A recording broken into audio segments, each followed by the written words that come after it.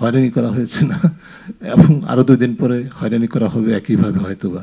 এটি আমাদের পেশাগত বিড়ম্বনা, এর বাইরে আমি কিছু বলতে চাই না। আদিবাসী অঞ্চলে, পার্বত্য অঞ্চলে শান্তি প্রতিষ্ঠার যে মূল চাবিকাঠি আমি মনে করি যে আমাদের সেনাবাহিনীর হাতে। কথাটি বলছিলেন, আমি গত কারণ বাজারে যেহেতু আমার অফিস 21 টেলিভিশনে কাজ করি, আমাদের অফিসের নিচে আপনার একটা পোস্টার টানানো হয়েছে, আপনার সোহরাব স্যারের। আপনারা পার্বত্য চট্টগ্রামের শান্তি চুক্তি নিয়ে একটা আলোচনা করেছিলেন, যেখানে খুব নেগেটিভ ভাবে বলা হয়েছে যে পার্বত্য চট্টগ্রামকে আলাদা করতে, পৃথক করতে একটা গোষ্ঠী নিয়োজিত রয়েছে, এবং আপনি আপনার ছবিটাও সেখানে দেওয়া আছে। এই ছবিটা দেখেছেন কিনা এবং এই বিষয়ে আপনি কি বলবেন, যারা বলছেন অধিকার মানেই হচ্ছে আলাদা করে দেওয়া? মানে এই ধরনের অনেক অপপ্রচারে ইফতেখারুজ্জামান অভ্যস্ত, ঠিক আছে। আমি এটা দেখিনি, আমার কাছে অনেকে শেয়ার করে, কেউ কেউ মানে আমার কাছে পাঠিয়েছেন হোয়াটসঅ্যাপে বা ইয়েতে বিভিন্নভাবে, এবং এটা দেখেছি। আমি দেখে মোটো একদিক থেকে বলবো যে এটা আমি ফলো করি, এই ধরনের বিষয়কে ফলো করি না, গুরুত্ব দেই না, এবং মোটেও অবাক হইনি।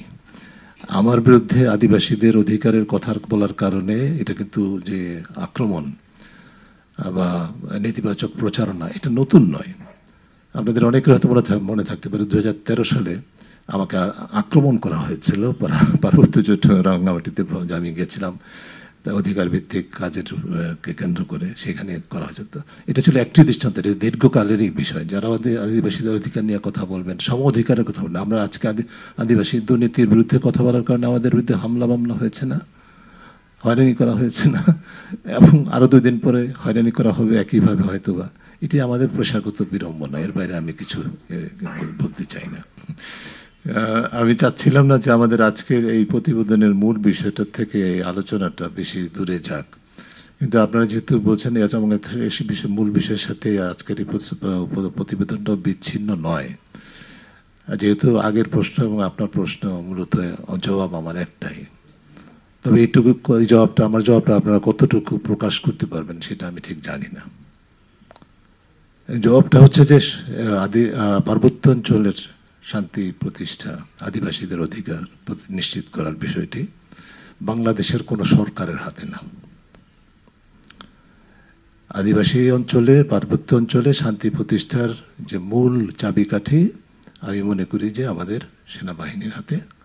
মূলত সেটি পার্বত্য অঞ্চল সেনাবাহিনীর কর্তৃত্বাধীন, মূলত বলছি আমি, এবং তারাই পারে আমি মনে করি শান্তি প্রতিষ্ঠা করার জন্য। এবং যেই আপনারা প্রচারণা দেখছেন, সেই প্রচারণার একটা অন্যতম কারণ হচ্ছে যে আমি সম্প্রতি একটা কথা বলেছিলাম, এক বা একাধিকবার, বেশ কয়েকবারই বলেছি, এবং সরকারের কাছে সুনির্দিষ্টভাবে লিখিতভাবে বলেছি, এবং যাদেরকে কেন্দ্র করে বলছি তাদেরকেও আমি অবহিত করেছি। সেটা হচ্ছে যে এখন হচ্ছে সময় তাদের নিজেদের আয়নার সামনে দাঁড়িয়ে পরীক্ষা দেওয়ার। সারা বিশ্বের 69টা দেশে শান্তি প্রতিষ্ঠা কার্যক্রমে বাংলাদেশ অত্যন্ত গৌরবের সাথে বাংলাদেশ সেনাবাহিনী ভূমিকা রেখেছে। আমরা, we are all of us, every individual, every citizen of this country is proud of that. আমিও প্রাউড। এই মুহূর্তে অন্তত 10টার মতো দেশে বাংলাদেশের সেনাবাহিনী শান্তি প্রতিষ্ঠায় কর্মরত আছেন এবং উল্লেখযোগ্য অবদান রাখছেন, আন্তর্জাতিক জাতীয় স্বীকৃতি পেয়েছেন। অথচ তাদের কর্তৃত্বাধীন, মূলত তাদের কর্তৃত্বাধীন একটা অঞ্চলে কেন শান্তি প্রতিষ্ঠা সম্ভব হবে না, সেই প্রশ্নের জবাব তো তারাই সবার আগে দেওয়া উচিত। এবং এটিকে কিন্তু তারা একটা মানে বলবো যে নিজেদের জন্য ক্রেডিবিলিটি বা গ্রহণযোগ্যতা এবং মর্যাদা এবং জাতীয় আন্তর্জাতিক পর্যায়ে তাদের সম্মান সেনাবাহিনীর উচ্চতর পর্যায়ে নিয়ে যাওয়ার একটা সুযোগ আমি মনে করি যে তারা সরকারের সহায়তায়, তারা নিজেদের উদ্যোগেই কিন্তু পার্বত্য অঞ্চলে শান্তি প্রতিষ্ঠা করতে পারে, প্রতিষ্ঠার ইতিবাচক উদ্যোগ নিতে পারে। এবং সেক্ষেত্রে যদি সেই সদিচ্ছা থাকে তাহলে পার্বত্য শান্তি চুক্তির প্রতিটি ধারা বাস্তবায়ন করা সম্ভব বলে আমি মনে করি। কিন্তু অন্য কোনো শক্তি, বাংলাদেশের কোনো অতীত কোনো সরকার সেটা পারেনি। যত ক্ষমতাধর, সবচেয়ে গর্বত, পৃথিবীর সবচেয়ে বেশি কর্তৃত্ববাদী সরকার গত 15 বছর ছিল বাংলাদেশে, তারাও পারেনি, তাদের পক্ষে সম্ভব ছিল না। বর্তমান সরকার দূরে থাকা, বর্তমান সরকারের প্রধান উপদেষ্টা কিন্তু জাতির উদ্দেশ্যে প্রথম ভাষণে আদিবাসী শব্দটা ব্যবহার করেছিলেন। এরপর থেকে আর কিন্তু সেটি হয়নি, ব্যবহৃত হয়নি, একটি দৃষ্টান্ত মাত্র। এবং সেটাই কিন্তু এক ধরনের নতুন করে আপনারা যেটা বলছেন সেটার ইন্ধন জুগিয়েছে।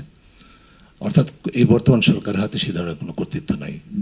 পুরো আমি মনে করি যে সেই এখতিয়ারটা আসবে, সক্ষমতাটা আসবে যদি আমাদের সেনাবাহিনী, যাদের প্রতি এই দেশের মানুষের আস্থা আছে, তারা জাতীয় কান্তি লগ্নে অত্যন্ত গুরুত্বপূর্ণ ভূমিকা পালন করেছে।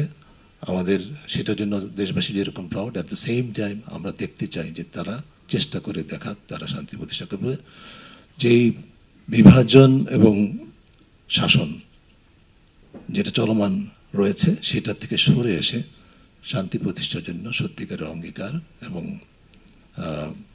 ফ্যাক্ট বা ঘটনা ভিত্তিক বিশ্লেষণের উপর ভিত্তি করে তারা যদি উদ্যোগ গ্রহণ করে, আমি মনে করি সেটা অবশ্যই সম্ভব, তাদের সক্ষমতা আছে। আমি এই আস্থার সাথে কথাটা বলে শেষ করব যে আমাদের বাংলাদেশ সেনাবাহিনীর সেই সক্ষমতা আছে, চাইলে তারা সত্যিকার অর্থেই পার্বত্য অঞ্চলে শান্তি প্রতিষ্ঠা করে ইতিবাচক দৃষ্টান্ত দেশের জন্য, দেশবাসীর জন্য এবং আন্তর্জাতিকভাবে মর্যাদা তাদের উচ্চতর জায়গায় নিয়ে যেতে পারে।